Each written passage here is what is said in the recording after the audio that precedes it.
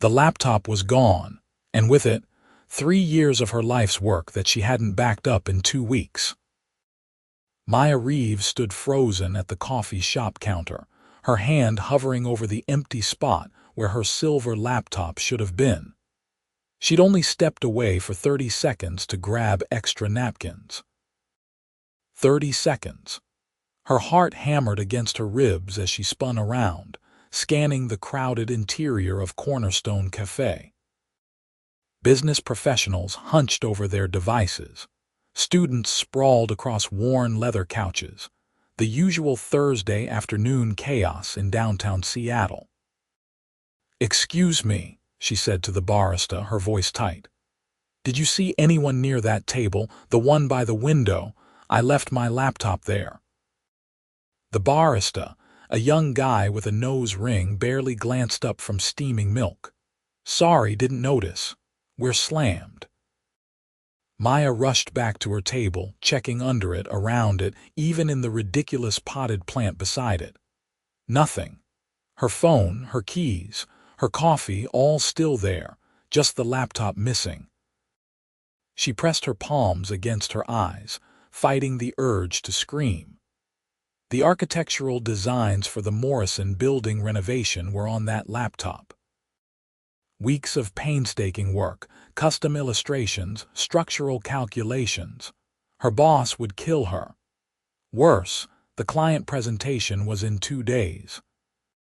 She was a junior architect at Hastings and Moore, barely a year into her career, and this project was her first real chance to prove herself. Thomas Hastings had trusted her with significant responsibility, and she'd been working 16-hour days to perfect every detail. Now it was gone. Maya grabbed her phone with shaking hands and pulled up the security footage app. Nothing. Cornerstone didn't have cameras, as the owner had proudly told her once, believing in trust and community. She wanted to laugh at the irony. She spent the next hour retracing her steps, asking every single person in the cafe if they'd seen anything. No one had. She filed a police report online, knowing it was futile. Laptops got stolen in Seattle every day. Hers wasn't special except to her. By the time she got home to her small apartment in Capitol Hill, Maya had resigned herself to pulling an all-nighter. She'd have to recreate everything from scratch, using the incomplete backup and her original sketches. It would mean no sleep, probably for the next 48 hours straight, but she didn't have a choice. She ordered Chinese takeout, made a pot of strong coffee, and settled in for the longest night of her professional life. 3 days later, Maya was a zombie. She'd managed to recreate enough of the designs to give a passable presentation, but Thomas hadn't been impressed. She could see the disappointment in his eyes, the way he'd paused before saying it was adequate. Adequate. The word had stung more than any criticism. She was trudging up the stairs to her apartment, eyes gritty with exhaustion, when she noticed the box.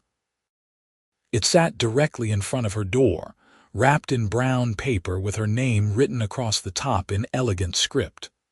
Maya's first thought was bomb. Her second, only marginally less paranoid, was prank.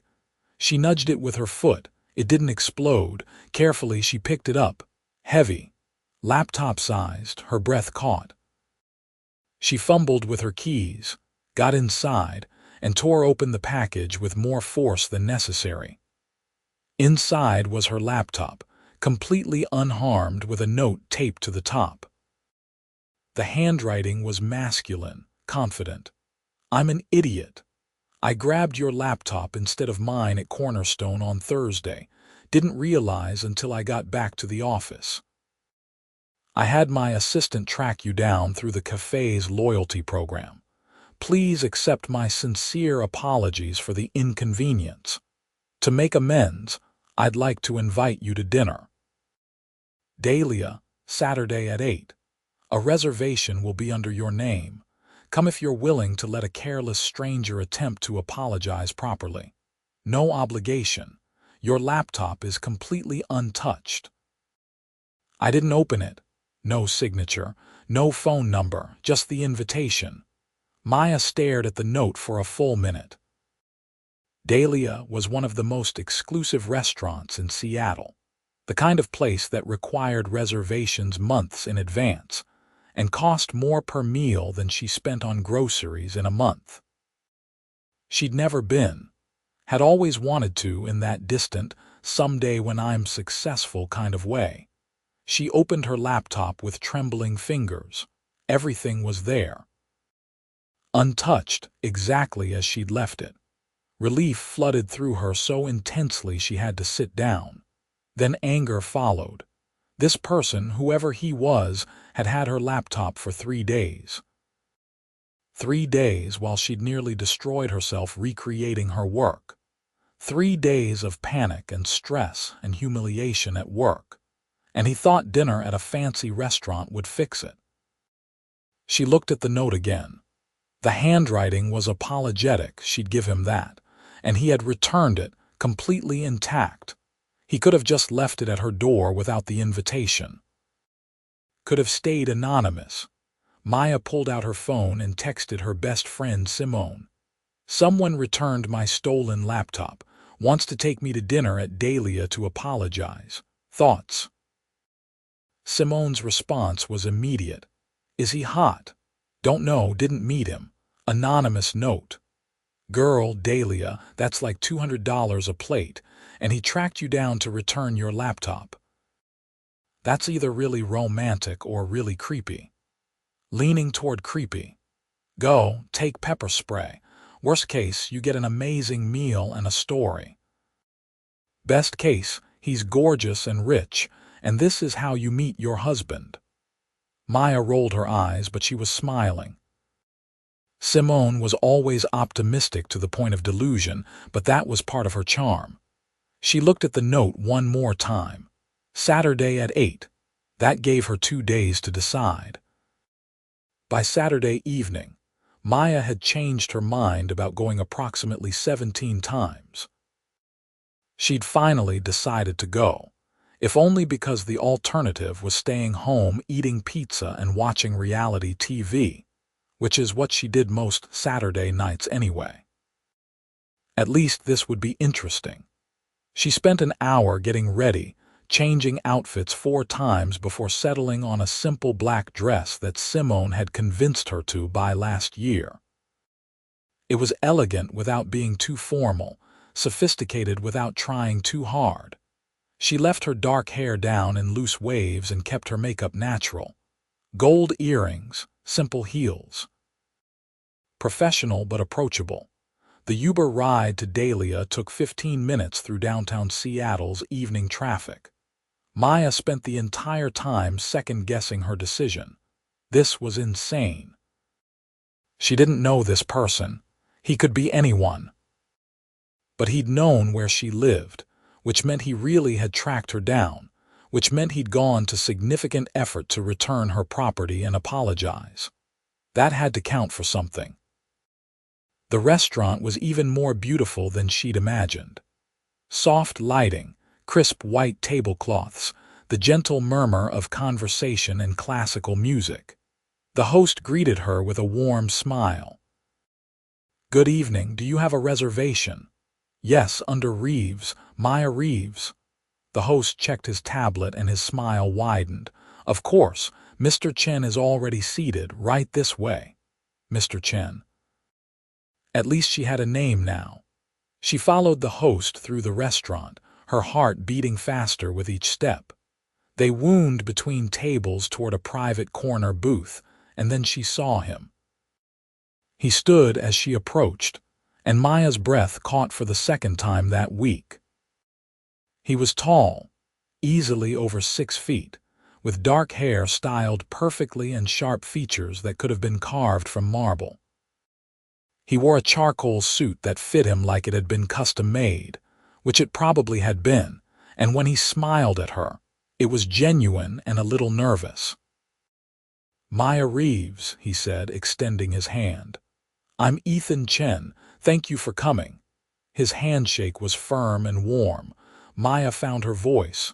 Thank you for returning my laptop. Though I have to say, your timing could have been better. He winced. I know, please sit. Let me explain. The host pulled out her chair and she sat, feeling surreal. Ethan settled across from her, and up close he was even more striking. Dark eyes, strong jaw, the kind of presence that probably made people automatically defer to him. But there was also something approachable about him, a self-deprecating quality in the way he smiled. I genuinely had no idea I'd grabbed the wrong laptop, he started. I had mine in an identical case. Same brand, same color. I was rushing because I had a meeting, grabbed what I thought was mine, and didn't realize the mistake until I got back to my office and opened it. And you couldn't have called the coffee shop. Had them contact me. I did. They said they didn't give out customer information, which I respect, so I had my assistant do some digging. She found that you were a loyalty member and managed to get your information through some creative problem solving that I've decided not to examine too closely. Despite herself, Maya smiled. That's either resourceful or stalkerish. I prefer resourceful, but I understand the stalkerish interpretation. He leaned forward slightly. I want to be clear. I didn't open your laptop. I know you have no reason to trust me on that, but it's true. As soon as I realized it wasn't mine, I closed it and started trying to return it. Where was your laptop? Still at Cornerstone. The barista had put it behind the counter. I picked it up the next morning. A waiter appeared with menus and a wine list. Ethan ordered a bottle of something French that Maya didn't recognize, then turned his attention back to her. Tell me honestly, he said, how badly did I screw up your week? Maya considered lying, then decided against it. Pretty badly. I had a major presentation. Had to recreate 3 weeks of work in 2 days. It was not my finest professional moment. Guilt flashed across his face. I'm so sorry, did it go okay? Adequate, she said, and the words still tasted bitter. My boss was less than thrilled. What do you do? I'm an architect. Junior architect. The designs on that laptop were for a historic building renovation, my first major project. Ethan was quiet for a moment. I don't know if this helps, but for what it's worth, I know what it's like to have a make-or-break career moment. The pressure is intense. What do you do? He hesitated just for a second. I'm in acquisitions and development. Real estate, mostly. It was a careful answer, Maya noticed. Not evasive exactly, but measured. Before she could press further, the wine arrived. The sommelier poured with reverent care, and Ethan raised his glass, to making amends for careless mistakes. Maya clinked her glass against his. The wine was incredible, smooth and complex in ways she couldn't begin to describe. Everything in this restaurant was probably incredible. She glanced at the menu and tried not to react to the prices. Simone hadn't been exaggerating about the $200 per plate. Order anything you want, Ethan said, as if reading her mind. This is my apology, remember, don't hold back. So she didn't. She ordered the seared scallops to start and the herb-crusted lamb for her main course. Ethan got the same, and they fell into easier conversation as the meal progressed. He was funny, she discovered. Self-deprecating in a way that felt genuine rather than false modesty. He told her about growing up in San Francisco, the son of immigrants who'd built a small restaurant into a successful chain. He'd gone to Stanford, studied business and economics, always knew he'd end up in real estate somehow. My parents wanted me to take over the restaurants, he said, cutting into his lamb. But I loved buildings. Still do. The way a good building can transform a neighborhood, create community, architecture isn't just about aesthetics, it's about how people live. Maya felt something shift in her chest. She'd expected a stuffy businessman, someone who saw buildings as investment opportunities and nothing more. Instead, Ethan talked about architecture with genuine passion, asking intelligent questions about her work, her design philosophy. What drew her to historic renovations? "There's something about preserving history while making it functional for modern life," she explained. "You're honoring what came before while creating something new. It's a balance." "Like a conversation across time," Ethan said. "Exactly." They talked through 3 courses and dessert, and Maya realized with surprise that 2 hours had passed. The restaurant had emptied around them, late diners finishing their meals, and she hadn't noticed. She'd been too absorbed in the conversation, in the way Ethan listened when she talked, really listened, like her words mattered. "I should probably let you get home," Ethan said finally, though he sounded reluctant. "Though I'm hoping this wasn't a complete disaster of an apology dinner." "It wasn't a disaster," Maya admitted. "The food was amazing. The company was surprisingly decent," he laughed. "Surprisingly decent, I'll take it." He signaled for the check, and when it arrived in a leather folder, he handed over a black credit card without even glancing at the total. "Can I ask you something?" "Sure." "Would you be willing to do this again? Not as an apology, just as 2 people who enjoyed talking to each other over a good meal." Maya's heart skipped. She should say no. This was too much, too fast. She didn't know this man, but when she looked at him, at the hope in his dark eyes and the careful way he was trying not to seem too eager, she found herself nodding. "I'd like that." His smile was brilliant. "How about next Friday? I know a great Italian place, much more casual than this. Best carbonara in the city." "Friday works." They exchanged phone numbers, and Ethan insisted on getting her and Uber home.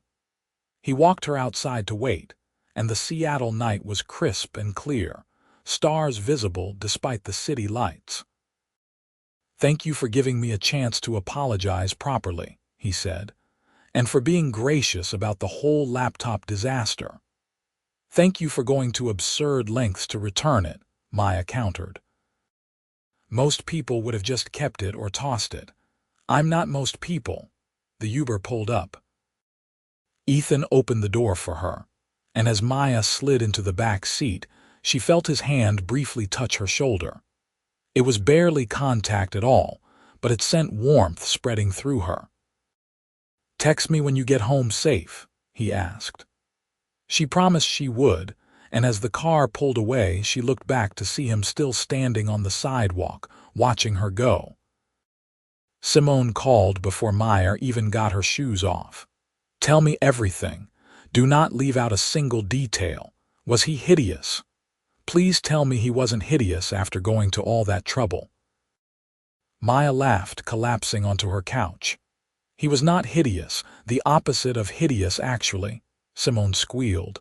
"I knew it. What does he look like? What does he do? Are you seeing him again?" "He's tall, dark hair, really good-looking in that polished businessman kind of way. He's in real estate development. And yes, we're having dinner again Friday." "Maya Reeves, are you telling me you met a hot, successful man who tracked you down to return your laptop, and then took you to the fanciest restaurant in Seattle? Do you understand that this is literally a romantic comedy plot? This doesn't happen in real life. It's just dinner, Sim. It's never just dinner. Oh my God, what if he's rich, like really rich? What if he's one of those secret billionaires? He's not a secret billionaire. He's just a normal guy with a decent job." But even as Maya said it, she remembered the black credit card, the ease with which he'd ordered at Dahlia, the custom suit. The way the staff had treated him with a deference that went beyond standard customer service. She pushed the thought away. It didn't matter. He was nice. They'd had a good time. Everything else was just details. The Italian restaurant Ethan chose the following Friday was called Barolo, tucked into a quiet street in Fremont. It was intimate and warm, with exposed brick walls and candles on every table. Maya arrived 5 minutes early and found Ethan already there, waiting at a corner table. He stood when he saw her, and the smile on his face made her stomach flutter. "You look beautiful," he said. She'd worn jeans and a soft blue sweater, nothing fancy, but the way he looked at her made her feel like she'd shown up in an evening gown. "You said casual," she replied, sliding into her seat. "And you nailed it. How was your week?"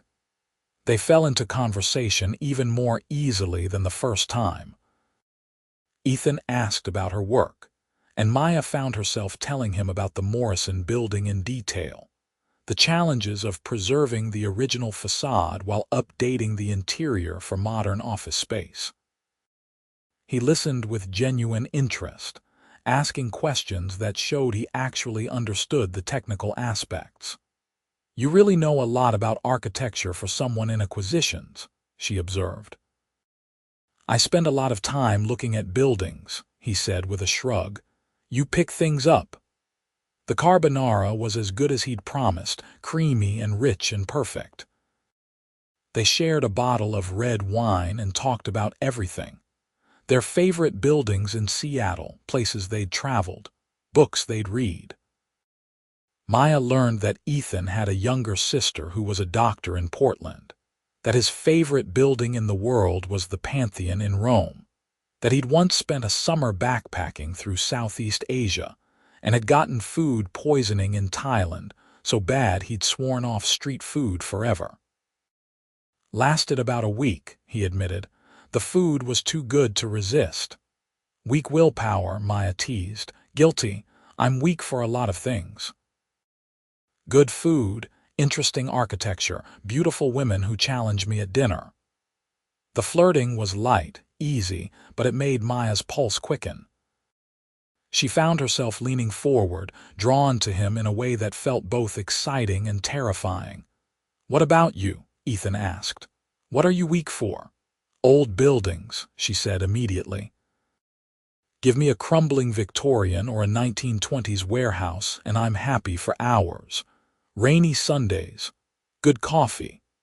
My best friend Simone, who's probably texting me right now to ask how this is going." As if on cue, her phone buzzed. Ethan laughed. "Am I allowed to know what she's saying?" Maya glanced at the screen. "She wants to know if you're a serial killer." "Fair question." "What's your assessment?" "Jury's still out. You did track down my address through questionable means. To return your property and apologize profusely." "A good cover story," he grinned. "What would convince you of my non-murderous intentions?" "Time, probably. And the fact that we're in a public restaurant where multiple people would witness any suspicious behavior." "Smart woman." They lingered over dessert, sharing a tiramisu that was almost too good to be real. When the check came, Maya reached for it, but Ethan was faster. "My invitation," he said firmly. "You paid last time, and I'm paying this time. Next time you can pick the place and we'll negotiate." Next time. The promise of it made Maya smile. They walked out together into the cool night. Ethan had driven this time, and his car was parked nearby. Maya tried not to react when she saw it was a Tesla, sleek and obviously expensive, but Ethan noticed her expression. "Company car," he said quickly. "Comes with the job. Must be a good job. It has its perks." He opened the passenger door for her. "Can I drive you home?" "I promise my non-serial killer credentials include excellent driving skills." She got in, and they drove through Seattle's Friday night streets. The city was alive with people spilling out of bars and restaurants. The Space Needle lit up against the dark sky. Ethan played music low, jazz that fit the mood perfectly, and they talked more easily than Maya had talked to anyone in months. When he pulled up in front of her apartment building, he put the car in park but didn't turn it off. "I had a really good time tonight," he said. "Me too. I'd like to see you again. If you're interested." "I'm interested." The air between them shifted, charged with possibility. Ethan reached over and tucked a strand of hair behind her ear, his fingers lingering against her cheek. Maya's breath caught. "Can I kiss you?" he asked, his voice low. She nodded, not trusting her voice, and he leaned in slowly, giving her every chance to pull away. When his lips met hers, it was soft and sweet and perfect. Maya felt heat bloom in her chest and spread through her entire body. She kissed him back, her hand coming up to rest against his jaw. When they pulled apart, they were both smiling. "Good night, Maya," Ethan said. "Good night." She floated up to her apartment, texted Simone a string of heart emojis, and fell asleep with a smile on her face. Over the next month, Maya and Ethan fell into a pattern. They had dinner twice a week, sometimes at nice restaurants, sometimes at hole-in-the-wall places Ethan knew about that served incredible food. They went to a Mariners game and ate hot dogs in the stands. They explored Pike Place Market on a Sunday morning, trying samples and laughing at the fish-throwing vendors. They had coffee at Cornerstone, sitting at the same table where the laptop mix-up had happened, which Ethan insisted was now their lucky table. Every date ended with a kiss, sometimes soft and brief, sometimes longer and deeper, leaving Maya breathless and wanting more. But Ethan never pushed for more than she was ready to give. He was patient, attentive, genuinely interested in her life and her work. Maya learned that he was an early riser who went for a run every morning at 6, that he was left-handed, that he had a weakness for terrible action movies, and once admitted he'd seen every Fast and Furious film multiple times, that he called his mother every Sunday without fail. What she didn't learn was much about his actual job. He was vague when she asked about work, mentioning meetings and projects but never giving details. She knew he traveled sometimes, disappearing for a day or two to San Francisco or Los Angeles, always apologetic about the timing. But he never talked about his company or what exactly he did. "You're very mysterious about work," she said one evening over Thai food. Ethan looked uncomfortable. "It's boring. I don't like talking about business when I'm with you." "This is my escape from all that." It was a reasonable answer, but something about it nagged at Maya. Still, she didn't push. Everyone was entitled to their privacy, and what they had was good. Really good. Better than anything she'd experienced before. Simone, of course, had opinions. "Have you Googled him?" she asked over drinks one Thursday night. "No," Maya said. "That feels invasive." "Maya, you're dating someone who can afford to eat at Dahlia like it's no big deal, drives a Tesla and wears custom suits. You should probably know more about him." "I know enough. I know he's kind and funny and he makes me happy." Simone gave her a look. "I'm just saying, a little internet research never hurt anyone. What if he's famous? What if he's secretly married? What if he's a trust fund baby who's never worked a day in his life? He's not secretly married, and I don't care if he has money. That's not why I'm with him. I know that. But knowledge is power, babe." After Simone left, Maya sat on her couch with her laptop open, Ethan's name in the search bar. Her finger hovered over the enter key for a long moment before she closed the laptop. Whatever Ethan wanted to tell her about his life, he would tell her in his own time. She didn't need Google to tell her who he was. 6 weeks into dating, Ethan invited her to his place for the first time. "I'll cook," he said. "Fair warning, I'm not amazing in the kitchen, but I make a decent stir-fry." His apartment was in a high-rise downtown with views of Elliott Bay that made Maya's breath catch.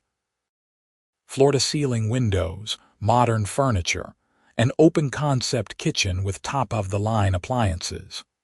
It was beautiful and clearly expensive, but somehow still felt lived in. Books on the shelves, a blanket draped over the couch, photos of his family on the console table. "This is amazing," Maya said, walking to the windows. The city spread out below them, lights twinkling as dusk settled over Seattle. "I got lucky with the place," Ethan said, coming up behind her. "The view sold me. I can see why." He wrapped his arms around her waist, resting his chin on her shoulder. They stood like that for a moment, watching the city together, and Maya felt something settle in her chest. Contentment. Rightness. Dinner was good, better than decent, and they ate on the balcony despite the September chill. Ethan had put out heat lamps and blankets, and they sat close together, sharing wine and talking as the sky darkened. "Can I ask you something?" Maya said eventually. "Anything." "Why are you so secretive about your work?" Ethan was quiet for a long moment.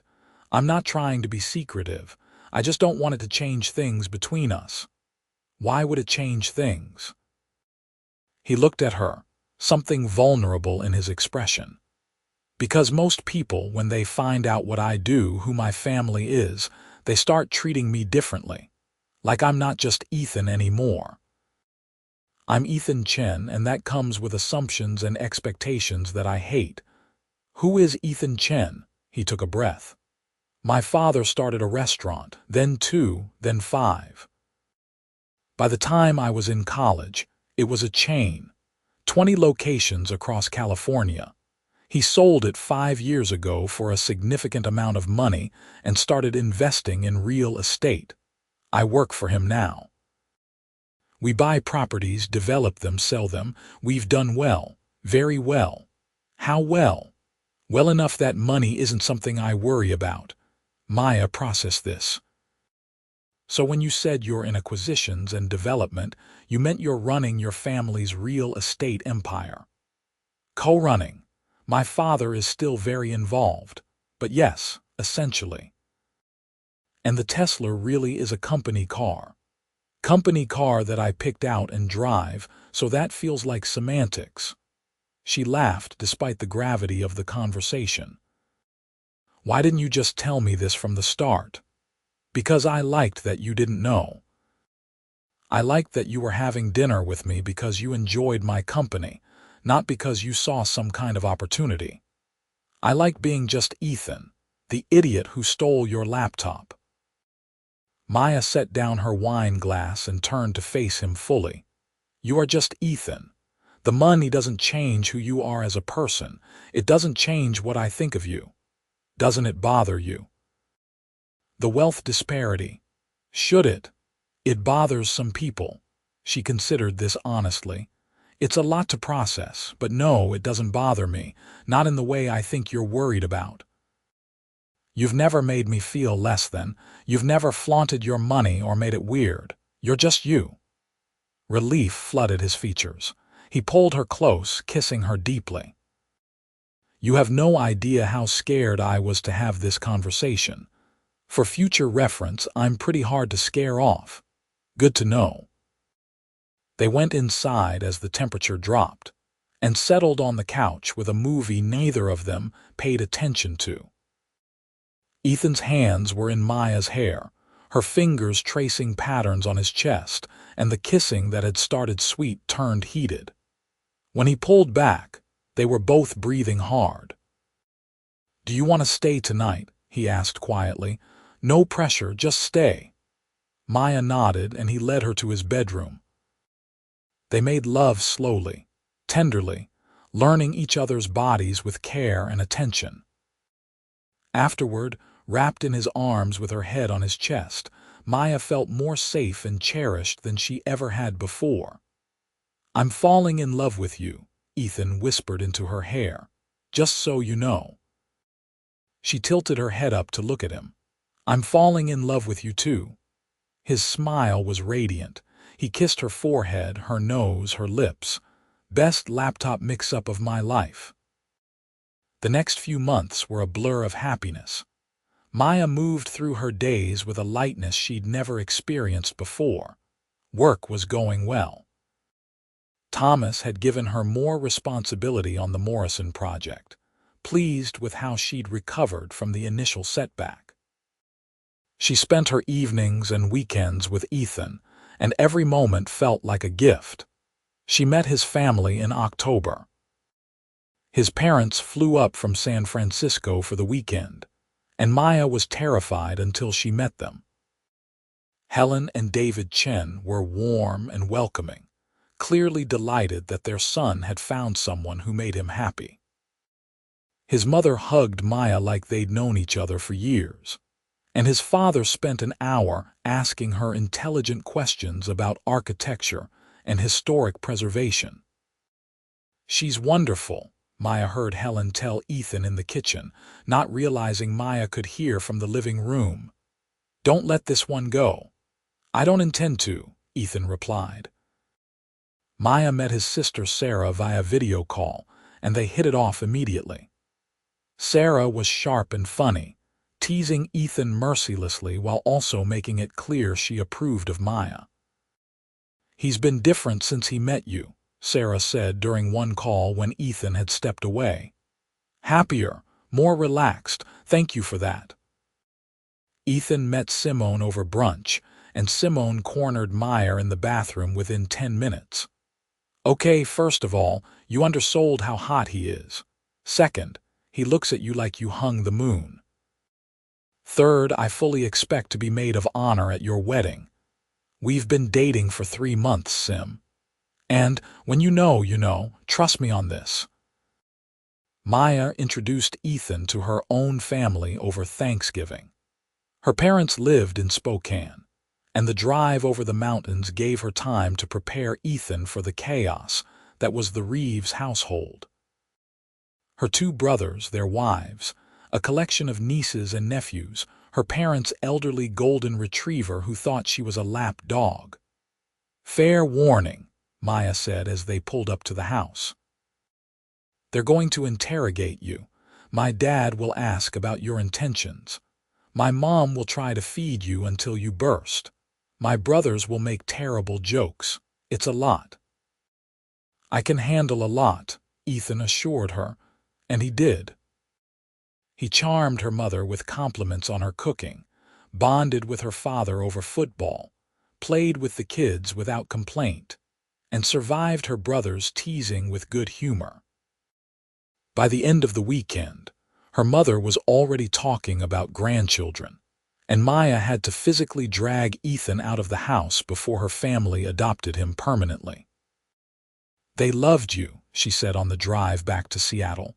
"I loved them. Your family is wonderful. They're chaotic.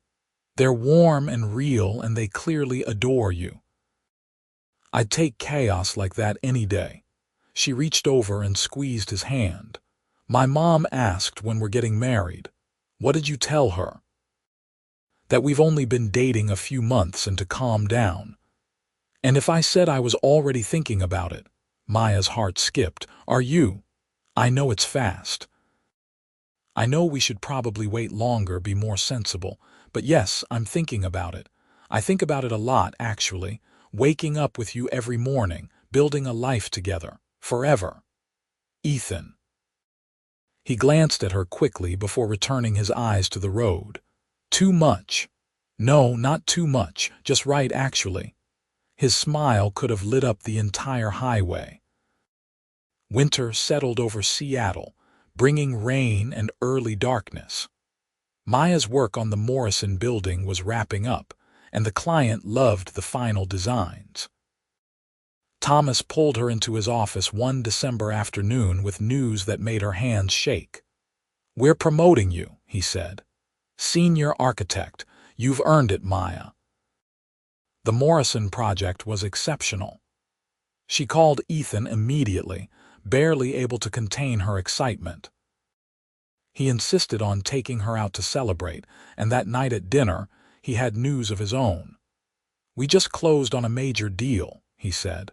"A full city block in Pioneer Square. We're going to develop it into mixed-use space, residential, commercial, community areas, and I want you to be the lead architect." Maya stared at him. "What? You're brilliant, Maya. Your vision for historic preservation while creating functional modern space is exactly what this project needs. I've already talked to Thomas. He's willing to have Hastings and more partner with you as the lead, if you want it." "If I want it. Ethan, this is huge. This could make my entire career." "You've already made your career. This is just giving you a bigger canvas." He reached across the table and took her hands. "I know it might seem like I'm using my position to hand you something, but that's not what this is. We're interviewing multiple firms. Hastings and Moore is the best fit, and you're the best architect for what we're trying to do. This is business. Mixed with personal." "Mixed with personal," he agreed. "Is that going to be a problem?" She thought about it carefully. Professionally, this was an incredible opportunity. The kind of project architects spent their whole careers hoping for. Personally, working with Ethan could complicate their relationship, but it could also be amazing. "No," she said finally. "It's not a problem, but we need to keep clear boundaries. At work, you're the client and I'm the architect. No special treatment." "Agreed. At work, we're professionals. Everywhere else, I get to be hopelessly in love with you." "Deal." They shook on it, then both laughed at the formality. But Maya felt good about the decision. This was her chance to prove herself on a massive scale, and she was going to make the most of it. The project kicked off in January. Maya threw herself into the work with an intensity that would have burned her out if she hadn't had Ethan to come home to. They worked together during the day, maintaining professional distance that sometimes slipped when they thought no one was watching. A hand on her lower back as he passed. A smile that lasted a beat too long. Small moments that reminded her this was more than just work. At night, they collapsed into bed exhausted and happy, talking about the project, about life, about everything. Ethan was a constant source of support, believing in her vision even when she doubted herself. When she got stuck on a design element, he'd sit with her for hours, bouncing ideas back and forth until she found the solution. "You're going to change this city," he told her one night as they lay in bed, her sketches spread around them. "This project is going to be your legacy." "Our legacy," she corrected. "We're building this together. I'm just providing the funding and the real estate. You're creating something beautiful." She kissed him, slow and deep. "Stop being so perfect. It's unrealistic." "I'm far from perfect. I'm just a man who's ridiculously in love with a woman who constantly amazes him." By spring, the designs were finalized and construction was beginning. Maya stood on the site one April morning, looking at the old buildings that would soon be transformed, and felt Ethan come up beside her. "Big day," he said. "Huge day. Are you nervous?" "Terrified. But also excited. We're going to make something incredible here." "Yes, we are." He turned to her, and there was something in his expression that made her heart race. "Maya, there's something I want to ask you." Before she could respond, his phone rang. He glanced at it and grimaced. "I'm sorry I have to take this. Client emergency. Can we talk tonight?" "Of course." He kissed her quickly and walked away, already deep in conversation. Maya watched him go, wondering what he'd been about to say. That evening, Ethan picked her up from her apartment dressed in a suit, which was unusual for their normal weeknight dinners. "Where are we going?" she asked. "You'll see." He drove them to Cary Park, the small overlook that provided one of the best views of Seattle's skyline. The sun was setting, painting the sky in shades of pink and orange, the Space Needle silhouetted against the light. "Ethan, what's going on?" He parked and came around to open her door, leading her to the viewpoint. The city spread below them, beautiful and familiar. Ethan took both her hands in his. "Maya Reeves, I had a whole speech planned, but looking at you now, I can't remember any of it. So I'm just going to speak from the heart." Her breath caught as he dropped to one knee, pulling a small velvet box from his pocket. "The day I accidentally took your laptop was the luckiest day of my life. I know that sounds insane, since I basically stole your property and caused you a week of stress. But it brought you into my life, and you've made every single day since then better, brighter, more meaningful. You challenge me, you inspire me, you make me laugh even when I'm stressed. You're brilliant and kind and passionate about your work. You're everything I didn't know I was looking for. I love you more than I thought it was possible to love another person, and I want to spend the rest of my life proving that to you every single day. Will you marry me?" He opened the box, revealing a ring that made Maya gasp. A simple band with a stunning diamond that caught the fading light and sparkled like a captured star. "Yes," she said, her voice breaking. "Yes, of course I'll marry you." Ethan's face broke into the biggest smile she'd ever seen. He stood and slipped the ring onto her finger, then pulled her into a kiss that made her forget they were in a public park. When they finally broke apart, there were people around them applauding, and Maya laughed through her tears. "I love you," she said. "I love you so much. I love you too, future Mrs. Chen. I'm keeping Reeves professionally. I wouldn't expect anything less." They stayed at the park until full dark, wrapped in each other's arms, talking about their future. A wedding, maybe next spring. Kids eventually, 2 or 3, a house with space for a home office for each of them, growing old together. "Think we should send a thank you note to Cornerstone?" Ethan joked. "They did facilitate this whole thing. We should probably give them a good Yelp review at minimum." He kissed her temple. "Best coffee shop in Seattle, 5 stars. Would accidentally steal a laptop there again." The engagement sent their families into a frenzy of excitement. Helen started planning the wedding immediately, making lists and calling venues.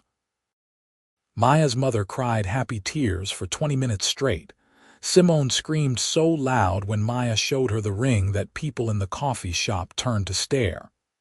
"I told you," Simone said. "I told you this was a romantic comedy. You didn't believe me. You were right. I should never doubt you again." "Exactly. Now let's talk bridesmaid dresses. I'm thinking something elegant but not too formal. Maybe a nice navy or a deep emerald. Sim, we literally just got engaged yesterday. And time waits for no bride, Maya." The wedding planning was a whirlwind, but Maya loved every minute of it. She and Ethan decided on a venue overlooking Puget Sound, a beautiful estate with gardens and water views.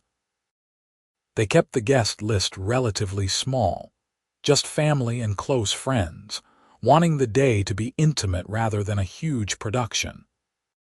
"Though I should warn you," Ethan said one evening as they reviewed the guest list, "my father knows a lot of people in business. He's going to want to invite at least some of his associates." "That's fine, as long as we don't end up with 300 people. We won't, I promise. This day is about us, not networking." The construction on the Pioneer Square project was progressing beautifully. Maya visited the site weekly, watching her designs come to life in brick and steel and glass. It was surreal and wonderful, seeing something she'd created in her mind taking physical form in the world. One afternoon in July, she stood in what would become the main courtyard, looking up at the preserved facade of the original 1920s building, integrated with the modern glass structure rising beside it. Ethan found her there, 2 coffees in hand. "Thought you might need this," he said, handing her one. "You read my mind." She took a sip, then gestured to the space around them. "Can you believe we did this?" "I can. You're incredible, Maya. This whole project is incredible. We make a good team. The best team." He wrapped his arm around her shoulders and they stood together, looking at what they'd built. Not just the buildings, but their life. Their future. The wedding took place on a perfect Saturday in early May. The gardens were in full bloom, flowers everywhere, the sound of the water a gentle background to the ceremony. Maya wore a simple but elegant dress, her hair swept up with small white flowers woven through. Ethan stood at the altar in a perfectly tailored tuxedo, and when he saw her walking down the aisle on her father's arm, his eyes filled with tears. The ceremony was short and sweet. They'd written their own vows, promising to love and support each other, to be partners in all things, to choose each other every day. When the officiant pronounced them husband and wife and Ethan kissed her, Maya felt like her heart might burst from happiness. The reception was a perfect blend of elegant and fun. Speeches that made everyone laugh and cry. Dancing until her feet hurt. Cutting a cake that was almost too beautiful to eat. But Maya's favorite moment was late in the evening, when most of the guests had left, and it was just their closest family and friends remaining. She and Ethan slow danced under string lights, her head on his chest, his arms around her. "Best day of my life," he murmured. "Mine too. Though I'm pretty excited about tomorrow." "What's tomorrow?" "The start of forever with you." She tilted her head up to kiss him. "I love you, husband. I love you, wife." They honeymooned in Italy for 2 weeks, eating incredible food and exploring ancient architecture. They stood in the Pantheon together, looking up at the Oculus, and Ethan reminded her this was his favorite building in the world. "It's ours now," Maya said. "We experienced it together." When they returned to Seattle, it was to move into a new house they'd bought in Madison Park. It was a beautiful craftsman with original details that Maya had fallen in love with immediately. Space for offices for both of them, a big kitchen, a yard for the dog they were planning to get. Life settled into a comfortable rhythm. Maya continued to work on projects with Hastings and more, building a reputation as one of the best architects in the city for historic preservation and adaptive reuse. The Pioneer Square development won awards, bringing both her firm and Ethan's company significant recognition. Ethan's business continued to grow, but he was careful to maintain balance, never letting work consume his life the way it had before Maya. They had dinner together most nights, took weekend trips exploring the Pacific Northwest, hosted gatherings for family and friends. A year after the wedding, Maya found out she was pregnant. She told Ethan on a Sunday morning over coffee, sliding the positive test across the kitchen counter. His face went through a series of expressions: shock, joy, wonder, and finally, pure elation. "We're having a baby," he said, his voice full of awe. "We're having a baby." He picked her up and spun her around, both of them laughing. When he set her down, his hands went to her still flat stomach. "Hello in there," he said softly. "I'm your dad. I already love you so much." Maya's eyes filled with tears. "You're going to be such a good father. I'm going to try. With you as their mother, they're going to be incredible." Pregnancy was both wonderful and challenging. Maya worked up until her 8th month, determined to finish the projects she'd committed to. Ethan was attentive to the point of being overbearing, constantly asking if she needed anything, if she was comfortable, if she should be resting more. "I'm pregnant, not fragile," she reminded him regularly. "I know, I just want to take care of you. You do. You take such good care of me." Their daughter arrived on a snowy February evening, tiny and perfect and loud. They named her Sophie Helen Chen, and the moment Maya held her, she understood a depth of love she'd never experienced before. Ethan cried when he held his daughter for the first time, tears streaming down his face as Sophie gripped his finger with her impossibly small hand. "She's perfect," he whispered. "Thank you. Thank you for her, for this, for everything." The first few months were exhausting. Sleepless nights and constant feedings and the steep learning curve of new parenthood. But they figured it out together, supporting each other through the hard moments and celebrating the good ones. Sophie's first smile, the way she tracked them with her eyes, the tiny noises she made while sleeping. Both sets of grandparents visited regularly, Helen especially, who had declared herself the primary babysitter and took her role very seriously. Maya's mother wasn't far behind, the two grandmas forming a formidable alliance of baby spoiling.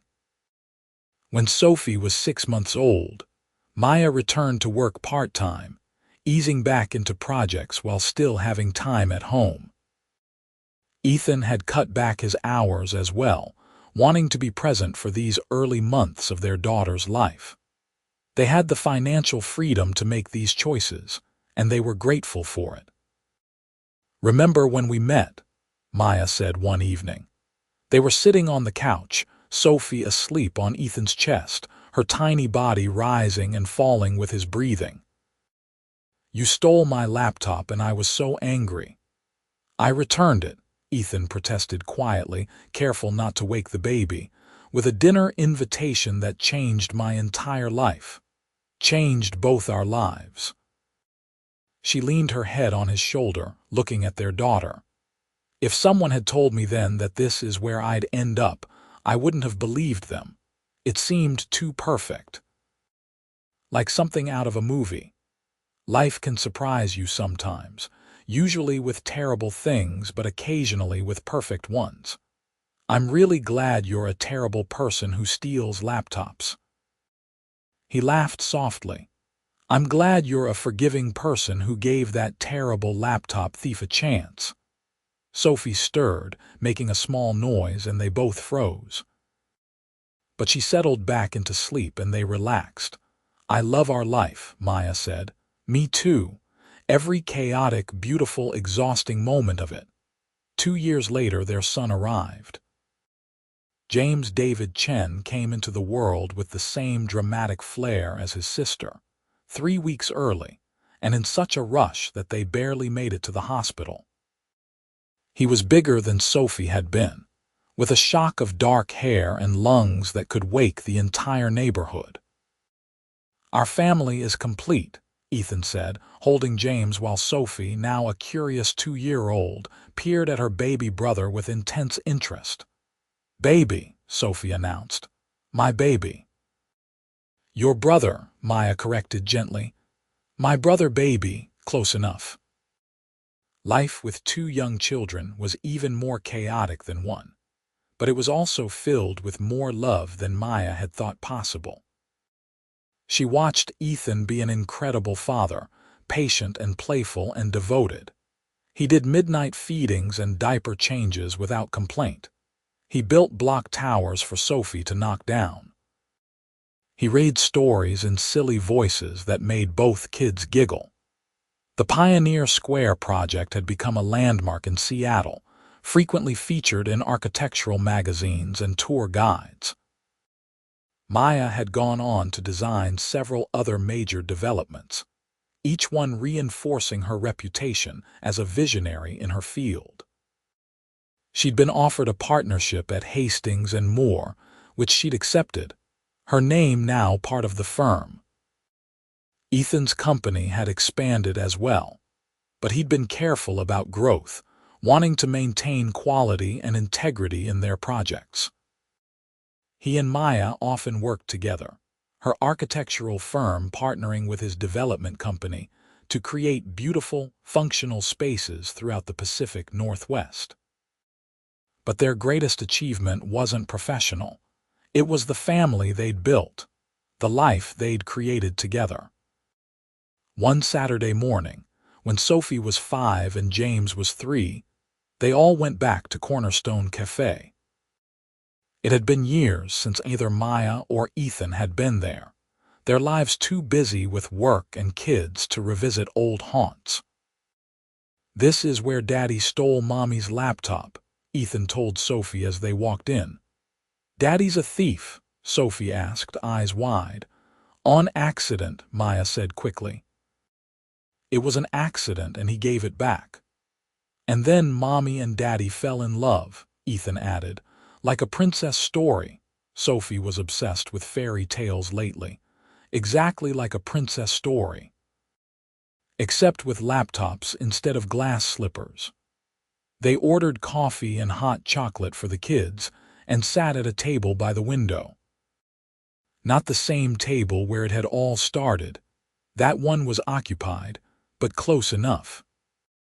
Maya looked at Ethan over the rim of her coffee cup, taking in the way he was helping James with his hot chocolate, making sure it wasn't too hot, wiping away the whipped cream mustache.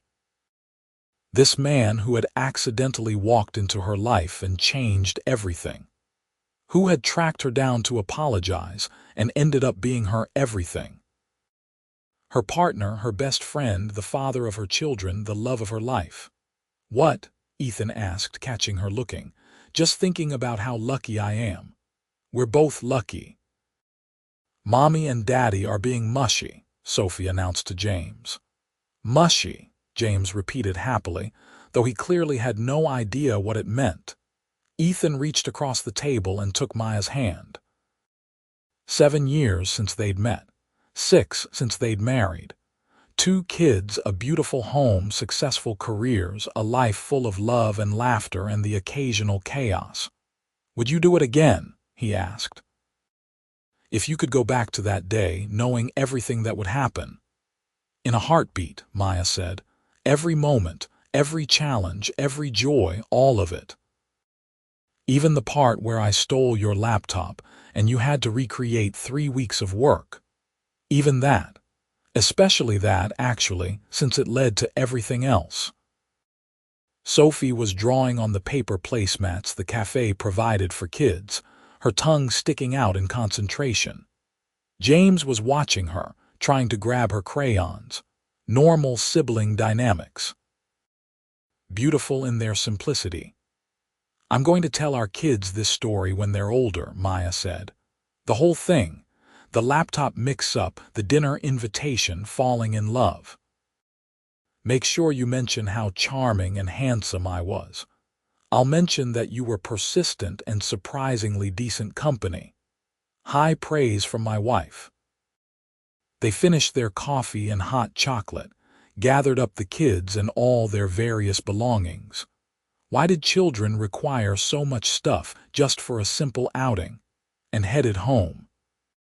Their house in Madison Park was filled with toys and art projects, and the wonderful chaos of a family. That night, after the kids were in bed and the house was finally quiet, Maya and Ethan sat on their back deck. Spring was arriving, the first flowers blooming in the garden. They'd added a swing set last summer and Maya could see it in the fading light. "Do you ever miss it?" she asked. "The early days when it was just us." Ethan considered this. "Sometimes I miss the simplicity. The ability to just go out to dinner on a whim without arranging childcare, sleeping past 6 in the morning, but I wouldn't trade this for anything.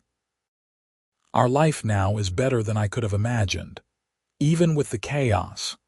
Especially with the chaos, this is real, this is what matters." He pulled her close, and they sat together watching the stars emerge in the darkening sky.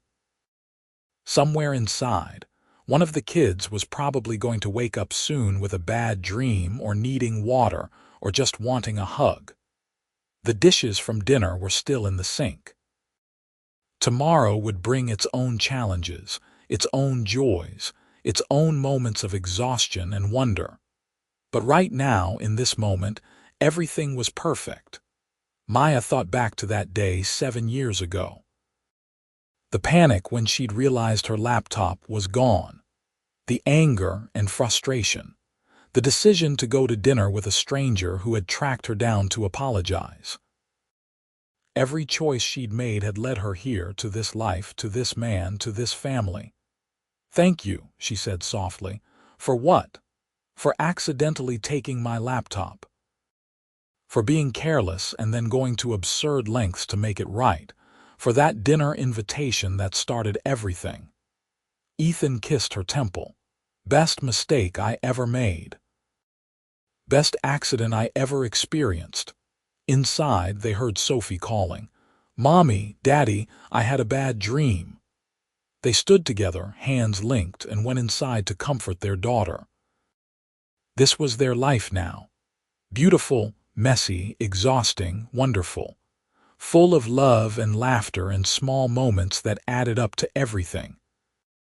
And it had all started with a mix-up at a coffee shop, a returned laptop, and a dinner invitation that had led to forever.